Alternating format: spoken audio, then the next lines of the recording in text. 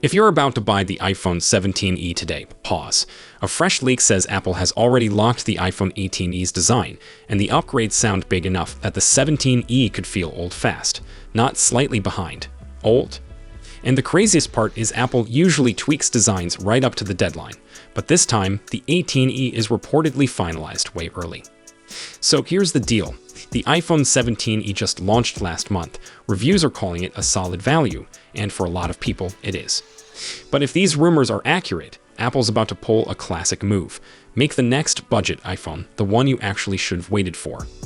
In this video, I'll walk you through what the leaks claim is coming with the iPhone 18e, why the release timing might change the whole decision, and the specific compromises Apple's still expected to make to keep the price down.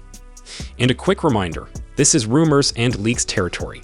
Nothing is official until Apple says it is, but this leak is detailed, and the timing is interesting.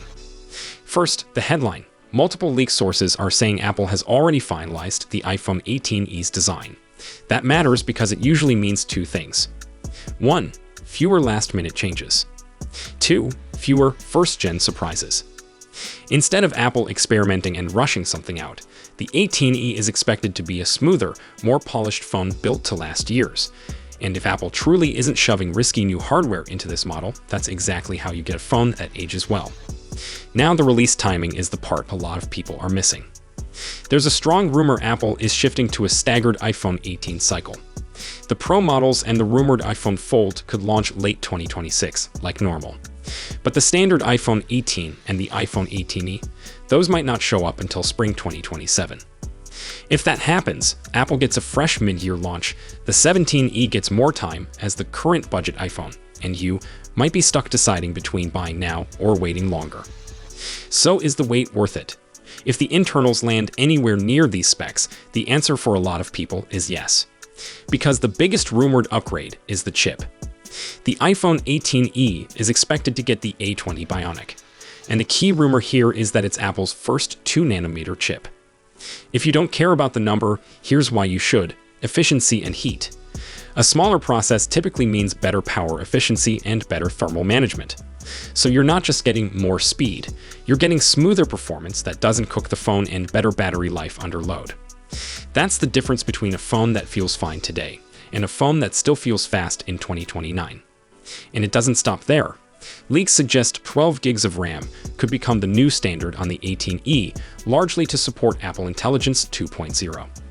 That's a big deal because RAM is one of those specs that quietly decides how well your phone holds up long-term.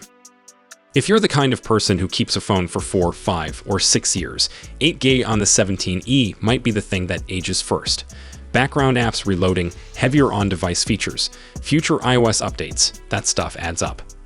If you want a budget iPhone that stays quick until 2030, 12 gigs starts sounding like a smart move. Next up, connectivity. This is where the 18e could feel like a totally different class of phone. The rumor is Apple's moving to an in-house C2 modem in the 18e, focusing on speed and battery life. But the feature everyone's going to argue about is satellite. Leaks claim N-Orntin satellite data support, not just emergency messaging. Actual data connectivity in places with zero coverage. Now, don't picture perfect 5G speeds from the woods, but even limited satellite data could change the value of the phone for travelers, drivers, hikers, people in rural areas, or anyone who just wants the "I'm not totally offline" safety net. And even in normal city use, a newer modem can mean better signal consistency and better battery efficiency. That's the unsexy upgrade you feel every day. Now, Apple still has to protect the Pro lineup. So yes, strategic compromises are absolutely expected. The rumored good news: the dynamic island could finally replace the notch on the budget line. That's a quality of life upgrade people will notice instantly.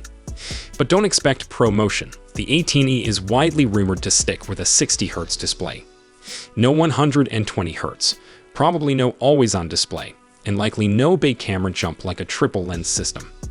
Apple wants that gap to stay obvious. And honestly, I'm going to say it, I think Apple should at least give the 18e a 90Hz refresh rate, not even 120, just 90, because once you use a smoother display, 60Hz can feel rough. But I want to know what you think. Is 60Hz a deal breaker, or do you not care at all? Now here's the part that makes the 18E sound less like a cheap iPhone and more like a long-term iPhone. These leaks also mention improved cooling, like a more pro-inspired thermal system to reduce throttling during gaming and heavy use. Again, not flashy, but huge for performance consistency and battery health over time. And there are whispers about a more repair-friendly internal layout, meaning the battery and screen could be easier to replace. If Apple leans into that even a little, it's a quiet win for anyone who wants to keep their phone longer without paying new phone money to fix it. So here's the real buying advice, based on the rumors. If you need a phone right now, the 17E is still a good buy. You'll be happy. But if you're shopping because you want the best value over the next 5 or 6 years, the 18E is shaping up to be the smarter hold. A20 on 2 nanometer, 12 gigs RAM, C2 modem, possible satellite data, better thermals, potentially easier repairs. That's not a small refresh. That's the kind of upgrade that makes last month's phone feel like last year's phone.